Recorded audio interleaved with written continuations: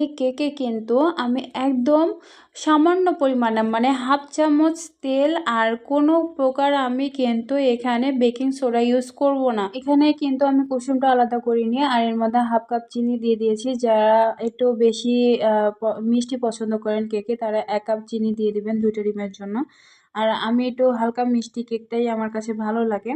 আর হচ্ছে যে যারা বাহিরের কেক খেয়ে দেখবেন যে বুক জ্বালা পোড়া করে মানে অ্যাসিডিটির সমস্যা হয়, তারা এইভাবে আমার রেসিপিতে কেক তৈরি করে খাবেন, দেখবেন কোনো সমস্যা হবে না। আমার ফর্মটা প্রায় তৈরি করা হয়ে গিয়েছে। এ পর্যায়ে আমি 1 চিমটি লবণ দিয়েছি।